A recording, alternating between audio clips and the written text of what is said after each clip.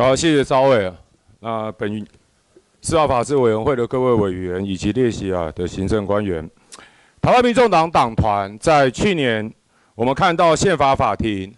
在9月20号做成113年宪判字第8号判决，不当的限缩了立法形成的空间，看到一群大法官自居为立法者，针对在什么样子的情况之下，才能够宣判死刑，附加法律所没有的要件，自己恣意的在宪法法院的判决当中增加了一堆举世无双、全世界都看不到的法律要件。那对于司法院的大法官这一种违法滥权的行为，后续未来要怎么样追究相关的责任是另外一回事。但更重要的事情是，当死刑被宣告的范围遭到不合理、无止境的限缩，实质上面等同于几乎不可能再出现这样的状况的时候，社会上面所关心的、所期待的是无期徒刑在实际上面运作的效果。无期徒刑的宣告，在我国司法实务上，过去数十年，它只存在于纸上，是最典型所谓的 paper law， 从来没有在具体的实务上面被践行。我们以102年到111年的数据来当做一个实际观察的指标，会发现102年到111年受无期徒刑宣告的假释出狱人数高达657个人，有657个人在这段期间当中，他受的是无期徒刑的宣告，但是他被假释了，而假释平均在监执行的时间只有17.9年，等于是这个无期徒刑的宣告形同具文，毫无任何实质的意义。不仅不是无期徒刑，甚至连无期徒刑假释法定最低的门槛，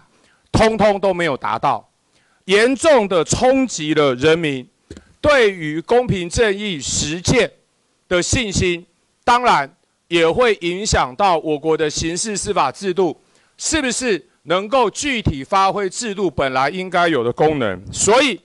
台湾民众党党团我们特别提案有2个修正的重点。第一个，无期徒刑一般的假释门槛从25年再提升为30年。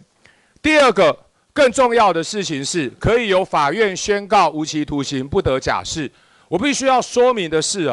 我国的假释制度长期以来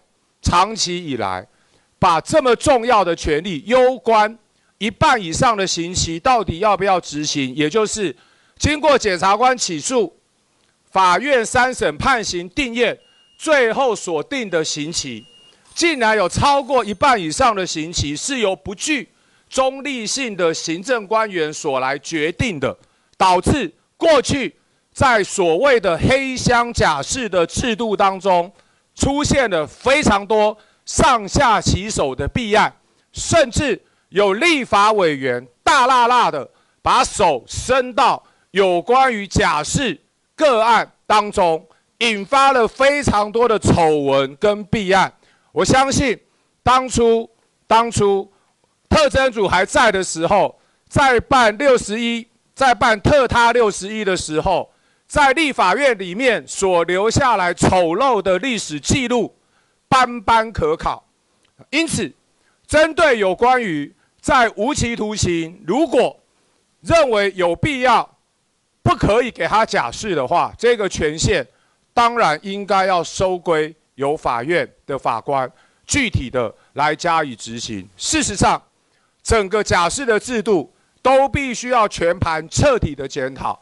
把这么重要的权利1半以上的刑期到底要不要执行，交给行政官员来加以决定，是一件荒谬的事情。但是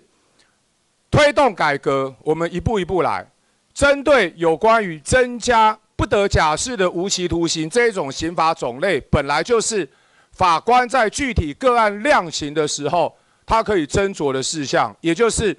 当法官受到我们宪法法庭的判决不合理的拘束，没有办法透过一致决来达成死刑的判决的时候，这个时候他当然退而求其次，可以选择宣告不得假释的无期徒刑。这个是司法权在运作的时候本质上所应然。那因此，在制度的设计上，我们认为